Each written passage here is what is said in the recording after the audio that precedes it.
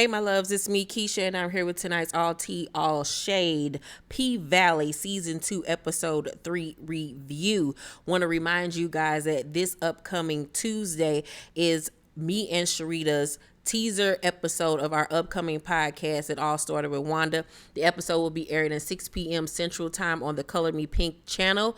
Next Thursday, June 23rd, I will be dropping my lookbook for the 5 outfits that I curated for summer for Pretty Girl Parlor Curvy Teak.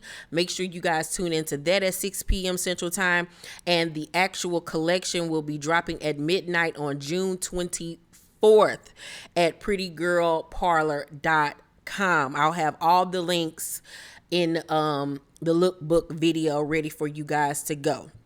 So please make sure that you buy something. This is for my plus size ladies. You're going to love the outfits that I picked out for my faves for summer. Now let's get into tonight's episode recap of P Valley. So the episode begins with us seeing Roulette in the Paradise Room doing her thug thizzle on the pole. They still have the pole dangling from the ceiling, which I love. Now it might be a hazard. Somebody could get hurt at work. But I think that it's a dope ass idea to have a swinging stripper pole. I know we're going to see it in somebody's strip club soon, because if you are a strip club owner, they got some great ideas for you on this show. I thought that part was genius. So she's in there dancing with a red scarf tied around her face like she banging in Lil Rock. So the guy that she's dancing for asked her, to suck his little wee wee. So she rolled her eyes when she's not looking at him like, this nigga here. So she was like, that's on Uncle Clifford's rule. We can't do that. He was like, she was like, but I will do something strange for a stack. He pull out a stack. She pushes his chair back so the camera won't catch her, and she proceeds to suck him off. And I was like, ooh, you gonna get it when Uncle Clifford find out you up here defying his rules and bringing straight prostitution to the paint. We don't play that here. So then afterwards, we see her in the girls' dressing room. Her and Whisper have had a great night. They got a bag full of money. Mercedes walk in, and she just got a little sack, a little Ziploc bag of money, child. These little young hoes, they came in there and took her spot, baby, and they are now the queen bees, and she does not like it. She don't know how to feel about it. It's making her feel old, like she out of touch, like she just ain't got it right about now.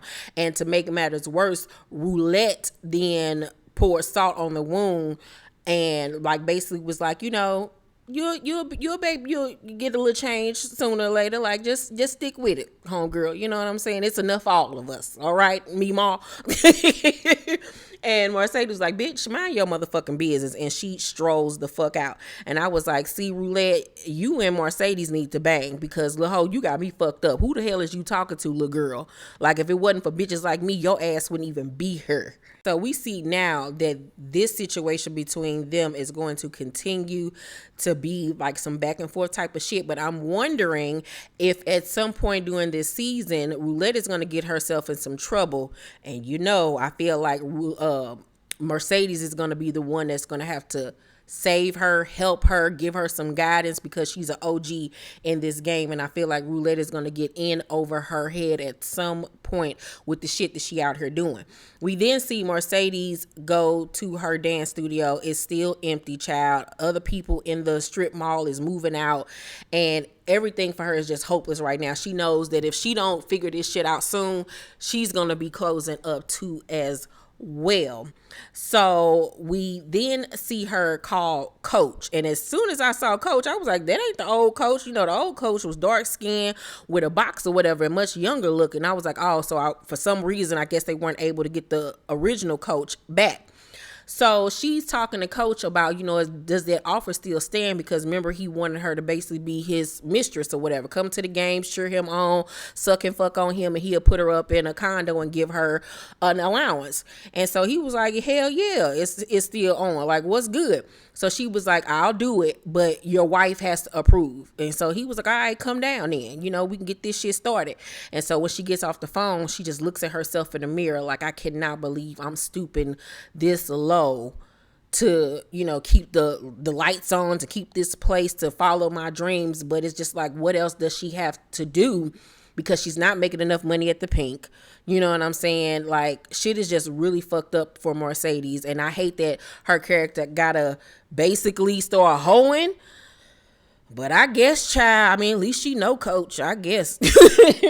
And I mean, she's doing it outside the club, which is better than what Roulette is doing. But at the same time, they both on the same playing field at this point. We then go to Lil Murda and the crew on tour, and they're in a gas station, and, you know, they're in one of these little small hick towns. And the white girl behind the counter is shaking like a leaf because it's black folks, it's niggers. She don't know what to do. She's trembling so bad, like she's about to hit the alarm to get the police to come. And Lil Murda is looking at her like, oh shit, it's about to go down. Like, this bitch about to be on some other shit. But I'm like, dude, you are in the convenience store with a red rag tied around your face, looking like you about to rob the place. But Mississippi comes out the bathroom and she jumps or whatever. So that's what causes her not to press the button for the police. But he's just looking like, this is how this shit is about to go down while we on tour. Like, we about to be in some, you know, racist ass cities and towns and shit. Like, we really gotta be on our P's and Q's. Back at the Pynk, Uncle Clifford is on Instagram and he sees, you know, a flyer with Keyshawn on it, and he like, okay, she out here getting her motherfucking life, but it's still fuck that hoe, it's killer for life. Like, oh, I still don't fuck with her. So Autumn was like, look, we gonna need a new headliner since Mercedes' shoulder is fucked up. And Clifford reminds her, like, none of this shit would have happened if you would have kept our original opening date instead of pushing it up earlier. And then we would have had enough time to, you know, get Mercedes together. You wouldn't have fucked up my chicken wings and burnt up the place. Like, this is all your fucking fault, ma'am. So, she was like, okay, it was half my fault. All right, what the fuck you want from me? So he negotiates a 69% ownership. He went from 15 to now 69 because she realizes that she needs him and he low-key needs her as well. So Autumn then goes on to say that she wants Whisper and Roulette to now headline. And Clifford was like, ooh, child, Mercedes is going to be mad. Like, we is playing with fire here. He was like, look, you gonna tell her it was your idea because I don't want no pots of this. Like, it's literally like Mercedes is one of the owners of the club as well, because Clifford be clocking her like he needs to answer to her ass. So then Autumn then goes on to say that they need a DJ because DJ Never Scared is still somewhere with Megan Thee Stallion making beats. Like Nene Leakes says, in the studio making some beats. And they tired of Big L being on the ones and twos. This nigga want to play Earth, Wind, and Fire and shit in the club. So Big Bone behind the bars was like, I do it. And Clifford was like, girl, an aux cord does not mean you can DJ. And Autumn reminds him, like, you was just feeling her song selection, like, let her do it. So he was like, okay, girl. And so she like, yes. So she is working her way up, honey. I can't wait for her and Diamond to get their little thing going, because I am ready for it. And I'm really liking Miracle Watts on the show. She's doing a really good job thus far. Wayne Kyle and his mullet is speaking at Delta Valley Church doing their annual chicken fest. And he's telling them about, you know, voting and all of this stuff, trying to get them to vote for this referendum. And Patrice makes her grand entrance in her Pepto-Bismol pink child and challenges him on everything that he has to say about this vote. Wayne then asks all of the pastors, which is literally all men except for Patrice, to get their parishes to vote for the casino. And that's when Patrice had enough. And for once, I was actually on Patrice's side. So Patrice get up and was like, shouldn't now one of y'all niggas be asking your parishioners to vote for a fucking casino? Because at the end of the day, y'all shouldn't be up here trusting no damn white folks. And they ain't gonna do shit but deny us jobs at the casino anyway, because they gonna say we can't count and we can't do this and we can't do that. So she is not here for this damn casino. She is trying to keep it out because she knows how the white people gonna play this game, and especially Wayne Kyle. But you know, it's a good old boys type thing. You know, the men gonna stick with the men. Even the black men gonna do what they need to do to get whatever little piece of the pie they can. Then we see my girl Big Frida performing, everybody in the club on the floor dancing and shit, twerking, throwing that ass and everything, and I was getting my whole entire life. We then see Keyshawn and Murda in the back of the club going into, you know, their dressing rooms, and he is astonished because Blue Guap has gotten her full rider. Like, she got all the candies and drinks and shit that she wanted. And he looking at Wody like, where my shit? Like, I thought this was my motherfucking tour. So, Guap then posts a picture of her feeding Lil Murda some grapes or some shit like that. And so, of course, she's freaking out because she knows her crazy ass baby daddy is back home surveilling her goddamn Instagram and all of their Instagrams to see every move that she's making. So she was like, you posted it? He was like, yeah. He was like, I mean, yo nigga ain't gonna be worried about this dude or whatever. So she was like, he was like, you look so good in this picture. So, you know, she see herself and she's seeing the lights and the stars and fame and shit. So she was like, okay, it ain't gonna be that too bad. And I'm like, girl, do you not know what type of coon yo cracker your baby daddy is? Like, this nigga gonna be on the first Greyhound to whoop your goddamn ass. And I think that's what's going to happen on next week episode. He gonna pull up on her ass in one of these hotels and commits to whooping her goddamn ass. So then we see them go out to perform and they kill it as usual. And I love the visuals that the editors did on this episode, all of the graphics and the different ways that they played with the performance and to show time progressing and them going to different cities. I absolutely got my whole entire life. We see Murda's changes his hair to blonde with a little green strip to big up, you know, him being a Hurtville hustler or whatever the hell they call. But I just love the whole dynamics, all of the stills of Mississippi and her dancing. And you know what? That is a genius idea. Some rapper out here needs to do what they're doing. They need to take it back to when Ice-T always had his son's mother, Darlene, posing on his covers and being in the videos and stuff like that. Just one main bad bitch. Somebody rapper out there needs to do that. Have a badass stripper bitch that's in his videos, that's on the album covers, like that staple girl, because strip culture is the thing now. So to have this certain dancer that's performing while he's performing, like, and make her a star too as well, I think that is a genius idea and somebody need to get on it before I do it. Mercedes then pulls up to Coach's penthouse apartment, honey, in the city, and Terica calls her. And so she's like, what's up, Terica? And she was like, you know, when practice gonna start again? She was like, you know, I'm working on it now. She was like, and you ain't gonna be able to come no way because Shell ain't gonna let you. She was like, you know, I could work on it. And she was like, well, look, I'm working. Terica was like, what you doing? And she was like, I'm working. I'm gonna call you back. And we see Terica hang up the phone and she looks over at Shell, who's drunk and passed out on the couch. Now, I forgot to mention that earlier in the episode, she pulled up to the food drive to get a box and she lied to one of the helpers and said that she was getting it for one of her neighbors. But her grandmama, Patrice, ended up coming over there.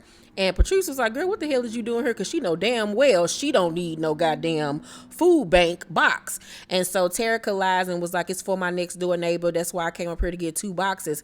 And Patrice was like, you look just like your mama when you lie. And so her grandmother ends up giving her 4 boxes instead. And we realized that the reason why she needed the boxes is because her mama is at home drunk and they ain't got no food because she ain't been going to the grocery store. So how the hell is the damn child gonna eat? And I feel so bad for Terica because, you know, she's already struggling with not having a good relationship with her mother. Her father is dead. You know, she can't dance. Her stepmother is a fucking drunk. You know what I'm saying? It's just so much going on in this little girl's life. And she's desperate for guidance and some type of affection and motherly love. And when she called her real damn mama, she too busy trying to hustle up some money and shit when, you know, even though what she's doing is for the betterment of both of them, she's still neglecting her daughter who is in need of her attention at this moment, unbeknownst to her. Mercedes is upstairs in the penthouse and she is getting her life she ain't never seen seen no shit like this before except for on MTV Cribs.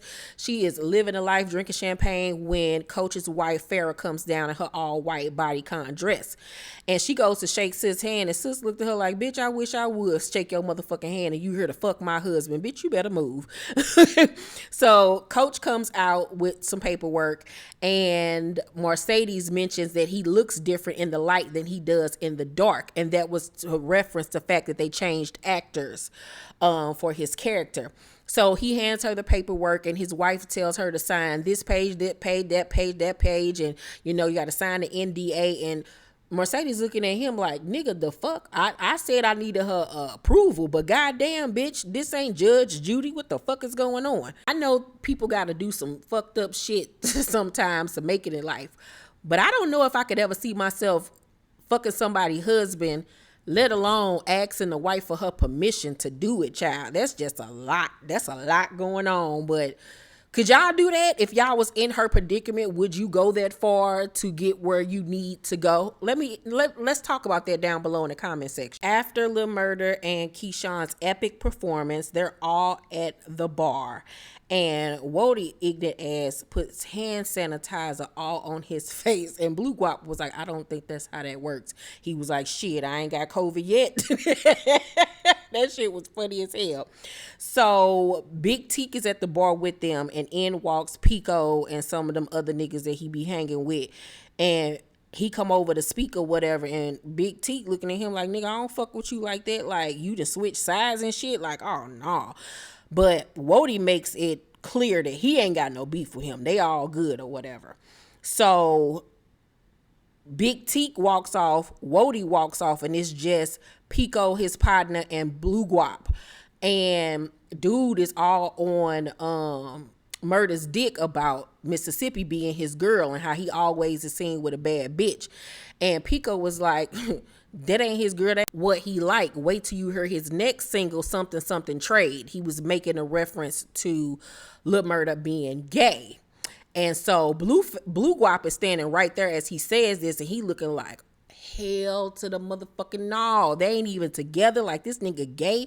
What the fuck is going on? And I was like, hell to the no. Like, I feel like at some point throughout this tour, Lil Murda is going to have to come face to face with acknowledging his sexuality and becoming okay with it and being open about who he loves, what he, likes, and that he is gay. You know what I'm saying? I really feel like this tour is going to bring out an awakening in him, because he can't continue to run from it and hide from it, because secrets always have a way of getting out. So then back over at the penthouse, Coach, Mercedes, and his wife Farrah are all sitting down, shooting the shit, talking. It's hella awkward, hella weird. And Mercedes notices Farrah's art, and Coach downplays her artwork. And Mercedes gets up and points out what she likes about Farrah's artwork, and bigs her up. And, that makes Farrah feel good. So Coach gets a phone call and has to excuse himself. And that just leaves the two ladies. And they spark up a conversation. And Farrah basically tells Mercedes that she's never done this before. It's like she especially ain't never met none of his hoes. And Mercedes like, I ain't no hoe. She was like, bitch, you getting paid $10,000 a month and a condo to fuck my husband, bitch. Use a hoe. Ho, use a hoe. I know that you's a hoe. And Mercedes called her a hoe too. She was like, shit, I sure in the fuck am, but you getting more than me. And I gotta lay up with this nigga every motherfucking night. So Farrah asked Mercedes, why did you even need my permission? Because hell, none of the other women ever asked for my permission. She was like, because a bitch gotta have some type of integrity about the shit.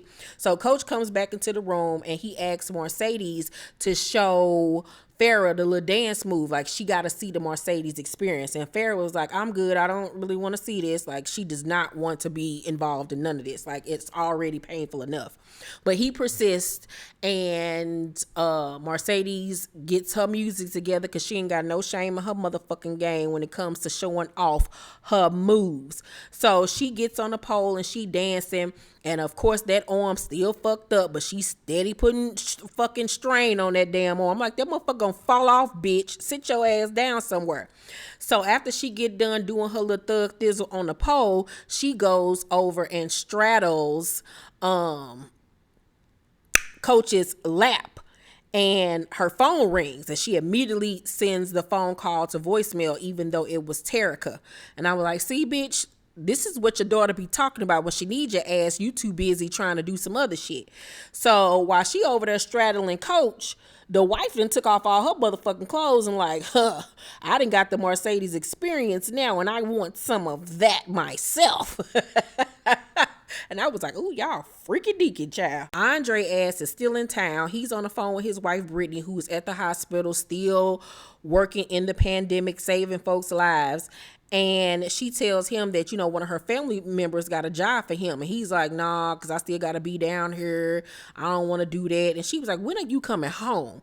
And he was like, I still got to get, my goddaddy will and stuff in order, and somebody getting a grill. And she looking like, nigga, what? And so she gets called back into the hospital. She was like, all right, I'm going to call you back. And at this point, Brittany got to know that her fucking marriage is kaput. Like, fuck that nigga at this point. Like, she's mentally and physically and emotionally and spiritually stressed the fuck out, and he cannot be bothered with her ass. Like, he act like she gets on his fucking nerves. So I would just send that nigga the divorce papers and be done with his ass. Then we go back to Mercedes. She having a full-on threesome with Coach and his wife child when the phone rings again, and it's Terica. So she jumps up, she takes the phone call. They still making out and shit. And she skedaddles off to the side and was like, Terica, what you want? I told you I was working. Unbeknownst to her, it's the goddamn police telling her that Terica has been pulled over for driving under the age, and that her drunk ass mama is in the back seat. And if somebody don't come get her, she going to jail.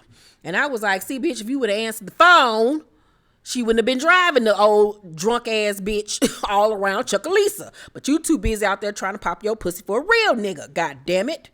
Fucking up Terica life. So after the club closes, everybody is in the parking lot.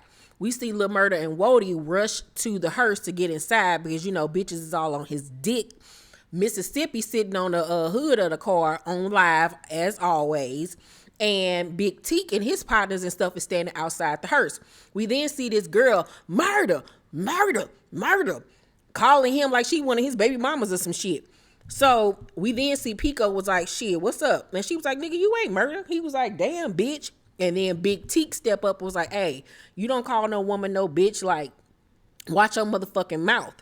And so the girl gonna say, so thank you, nigga feminist.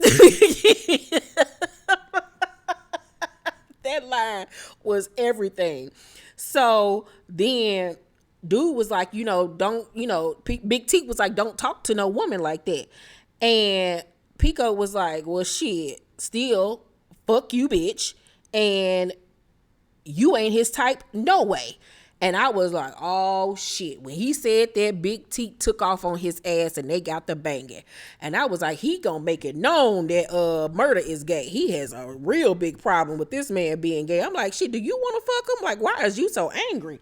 So they get the banging and shit. And at first, Pico was getting the best of Big Teak, but then Big Teak rolled on top of that nigga, got the beating the shit out of him. Then somebody got the shooting, everybody running and shit. Lil Murda get out the hearse, dragging this nigga in the car, and they speed the fuck off. And Big Teak in the back with blood and shit all on him. He don't want to be touched. And it's just a whole goddamn melee. And everybody looking at this nigga like, is you trying to start a fucking war, nigga? Like, what is you thinking? And I was like, actually, he wasn't thinking. That's why y'all asses is ski skirting out of goddamn town. Back at the Pynk, Roulette is in the bathroom and she sees that she started her period. So Whisper pops up out of nowhere like the weirdo she is and hands her a tampon. So then, she know how to read energy and shit, and she tell Roulette that she got a lot of dark shit in her. And Roulette was like, what the fuck, bitch? She was like, calm down, ho. You know what I'm saying? I'm just saying what I see.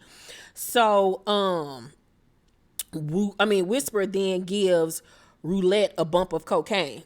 And of course, her crackhead ass take it because, Roulette, aka Wanda, is still on that damn cocaine. I was like, damn, Wanda, I thought your ass had got motherfucking clean, bitch. Now you're back snorting the coke. God damn. If your teeth fall out again, bitch, I ain't helping you. So Clifford then tell them to get their asses out there and get on the motherfucking pole, bitch. It's time to motherfucking dance. Gidget boo thing, fine ass, white ass Duffy pulls up in a motherfucking Mack truck crying and shit over her because they done broke up. Remember, she done dipped and left his ass. And he hugging on Big L. Big L like, nigga, we got work to do and you crying over some girl. Like, get it the fuck together.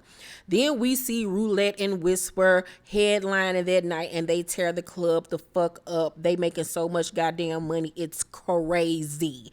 I love the camera work in that scene as well. And at the end of the dance, Roulette breaks one of Clifford's rules and takes off her top. And he was like, you ain't supposed to be doing that. You cannot show yourself out in public. You got to be one in the back rooms or whatever. Because, they cannot show titties. It's against the law. It's just not one of Uncle Clifford's rules. So she was like, sorry, Uncle Clifford or whatever. And her and Whisper run to the back with a bag of cash. They are just living the life. And I'm like, you two bitches is about to bring so much drama and bullshit to the Pynk. Like, bitch, we just got a body on us last season. Now we about to have some more shit because of you two freaky crackhead bitches. Like, y'all two got to fucking go. I know y'all ain't even friends like that, but y'all got to fucking roll because we ain't got time for this. We already got Montavious fucking ghosting shit at the club, stalking everybody and scaring the shit out of everybody. So then we see Duffy outside steady crying about Gidget to Big L, and he like, I'm done with this connect life. This is my last job. I'm going to go get a ring and go get my girl back. And then he sees Roulette and all of that goes out the window. He immediately is attracted to her. He is on her and she on him. And they all up in each other's face and the chemistry is all the way there. And she was like, you got something in your teeth. Let me get it. And this bitch pull out a switchblade and put it in his motherfucking mouth. I was like, see, bitch. That's all you needed to know right then and there, that you need to fucking run because this bitch is crazy. This bitch is fucking crazy and I'm not even prepared for the shit that her ass is about to bring to the goddamn Pynk, bitch, because she got to motherfucking go. We then see Mercedes giving Shell a cold ass shower because, her ass was drunk as shit. Shell finally comes to and she's throwing up everywhere, and she tells Mercedes that she ruined her life when she got pregnant by Cortez at the age of 15 and she lied about her age and everything. And Mercedes was like, you could have gave her back to me. I begged you, I don't know how many times, and you wouldn't give her back. And Shell was like, it wasn't me. Cortez asked for me to keep her. He didn't want you to have her, just like your mama didn't want you to have her because they both knew your ass wasn't gonna do right by her. And so Mercedes is sitting there looking like a fool because somebody didn't told her the truth about herself. And Shell was like, you think I wanted to look his mistake in the face every day? And I was like, ooh, that was a great line, but damn. Meanwhile, Terica is standing out the door overhearing everything that was said and is crying because it probably feels like to her character, like she ain't got nowhere to go. Like, this woman obviously she cares about her, but it's like an obligation pretty much. And then her mama out here hoeing, doing whatever the fuck she want to do. Her daddy dead. Her grandmama ain't shit. Like, what does she have? Like, and people wonder why she acts the way that she does. So then we see one of the guys at the strip club asking one of the dancers to top him off. And she was like, nigga, I don't do that. He was like, look, my homeboy told me about a girl here that be, sucking dick for a real nigga. So she stormed the fuck off. And I was like, oh shit, it's about to come out that Roulette around here sucking dick for dollars. So then we see, what's her name, child? Clifford and Autumn in the back room in the office, and she asked him, like, why won't you sell? He was like, because where these girls gonna go? And she was like, what does it have to do anything with you? And so he was like, even if we did sell, I know how much I'll be getting, and he gave a number or whatever. So then we switch over to Andre having a conversation with Corbin, and he tells Corbin that Autumn is still not willing to sell for $1 million. And so Corbin was like, see, this bitch got to go. I'm tired of this hoe. First I offered her $500,000, that wasn't enough, and now $1 million ain't enough. Like, she doing too much. So Corbin insists that Andre gotta get her ass on board. Andre was like, okay, so if the town does vote for the casino, she'll fuck around and be the most powerful person in Chucalissa, even more powerful than Wayne Cow. And I was like, oh Lord, I kind of see where this is about to go. So I'm wondering, is Autumn gonna do some shit where she sells the pink from up under Clifford because she's still majority owner by a percentage or so or something like that, if I'm not mistaken. And she gets all this money, and now she's even more powerful now because she has reign over the fucking city, because she's gonna do something to fuck Uncle Clifford over. Mark my words. So I'm like, Lord Jesus, like, you cannot give a person like Autumn power, because we already see how she acted with the little bit of power she got over there at the Pink. So Andre was like, shit, if I was to run against Wayne Cow, I bet you I could win. And Corbin was like, nigga, please, you can't win shit. But then he got to thinking about it like, shit, he is Mayor Tydell's godson, and it would be like him taking the baton. He was like, shit, we might be crazy enough to do it, and I might be crazy enough to back you. So at this point now, we see that Andre is about to run for mayor, and I really truly believe that he's going to end up winning and becoming the mayor. And then him and what's her name? I keep on forgetting this lady name. Autumn are going to end up having to once again be forced to work with each other in some type of capacity, which is going to further fuck up his marriage. We then see Lil Murda return to the motel. It's a bunch of groupies and shit on his dick, but Keyshawn opens up her door and kisses him in the mouth and shuts the door. Meanwhile, Blue is watching, and he trying to figure out, is this nigga gay or is he straight? What the fuck is the tea, bitch? So he goes in the room with Keyshawn. They share a room or whatever, pretending like they're in a relationship, and she's trying to oil his scalp because he done dyed his hair or whatever, and he's sitting there trying to write a postcard to Uncle Clifford, and she peeps that he's love sick, and she was like, dude, and snatches the postcard from him and reads it, and it reads, nigga, I guess I miss you. And she was like, really, Murda? Like, this is what you gonna send to Uncle Clifford? He was like, dude, you gonna have to do something more than this, because you're not gonna meet people like Uncle Clifford more than once in this lifetime.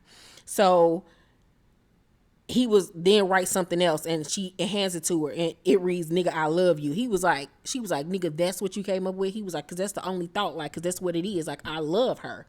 And I noticed that this season they're making it a conscious effort to refer to Uncle Clifford as her pronoun. So he then goes on to ask Keyshawn what got her kicked out of the kingdom, meaning, Uncle Clifford's life. And she was like, because I couldn't believe in fairy tales. She's not going to tell what actually happened that night. So then she takes the note and was like, I'm going to mail it to him tonight. And he running around the room trying to get the note from her. And then it's a knock on the door, and it is none other than Big Teak asking him to come to take a walk with him to the gas station. We go back to Shell's house, and Mercedes is in the kitchen cooking some food, and Terica takes the time to ask her, were you really 15 when you got pregnant with me? She was like, yeah. And so she was like, did you love my dad? And she was like, yeah. And she was like, did he love you? And she was like, I don't know. And Terica then goes on to ask her, did she regret getting pregnant with her? And she was like, was the pregnancy a mistake? Yes. But having you, was that a mistake? Absolutely not. So Terica was like, if that's the case, then why didn't you keep me? And she was like, because I was only 15 and my mama, told me I couldn't defy my mother. Hell, she can barely defy Patrice now as a grown ass woman. And so she was like, but you weren't always 15. Like, you could have gotten me.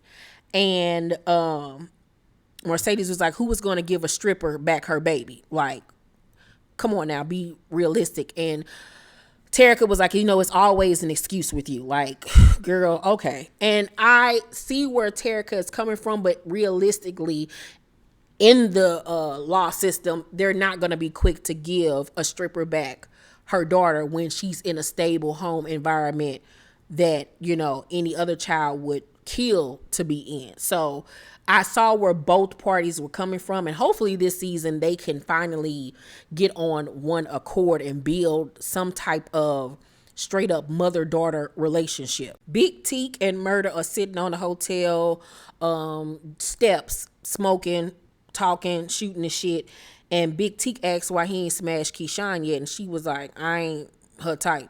Like, she like white boys at the end of the day. And I'm like, shit, she ain't your type, nigga. You don't even like girls. Like, the fuck? So then Big Teak says that, you know, he was sorry about what happened, but he was just trying to have his back, and like, niggas like Pico ain't loyal. Like, how you just switch up after a altercation? Like, really, nigga? He was like, niggas ain't built like us no more. And then he brings up a situation that happened when they was locked up, where this dude named Boosie or whatever had stabbed Lil Murda or whatever, almost killed him.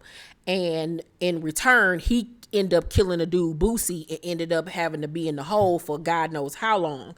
And he was like, you know, thank you for those rhymes that you sent me, because that's what kept me going, because it got real dark in there for me, like real dark. And Lil Murda was like, you know, if it wasn't for you, I wouldn't even be sitting here right now. So they having a little moment or whatever. You can tell that Big Teak wanted to say something even more, because it's obvious at this point that they had a relationship when they were in jail. Like I told y'all last week, that they used to be lovers. So I can't wait to see how Big T gonna react when he find out about Clifford and how deep Murda's feelings are for Clifford, because it's obvious that Murda still care about him, but he don't want to be with him. But I feel like Big T still has feelings for Lil Murda, and he gonna feel some type of way when he find out that Clifford and took his boo thing, child. So it's about to be a fight. May the best man woman win, child. So we then see Wayne Kyle pull up to Patrice's church with a police escort and serve her for not social distancing, and shuts down her whole church.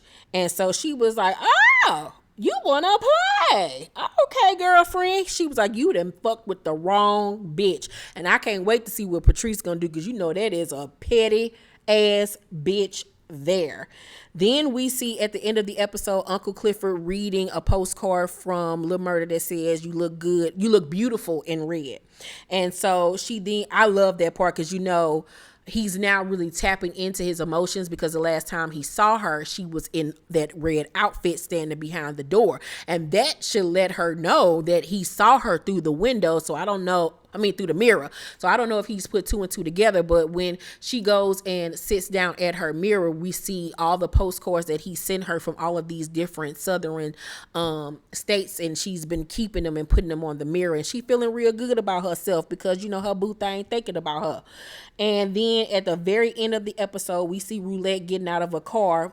She just got done, you know, tricking with one of her Johns, and after the person drives off, she sees Duffy and Big L transporting oxycodone into the Pynk, and they see her and jump and drop the products on the ground, and she sees it and she winks her eye and walks off. And I was like, oh, hell to the motherfucking no, because now she knows the shit that they up to, and she gonna either weasel her way into that shit, hold it over their head. It's about to be some bullshit, child, and I'm not ready for it. Like I said, Whisper wasn't wrong. Roulette got a lot of dark shit with her, and a lot of negativity that come with her ass too, like Autumn. Them two bitches need to be sisters, goddamn it. I'm sick of both of their asses. Overall, tonight's episode of P-Valley was an A+. I thoroughly enjoyed it. Can't wait to watch it again tonight before I go to bed. Let me know what you guys thought about tonight's episode down below in the comment section. Make sure to thumbs up this video, like and subscribe, and hit that notification bell button. I love you guys, and I'll see you on the next video. Bye.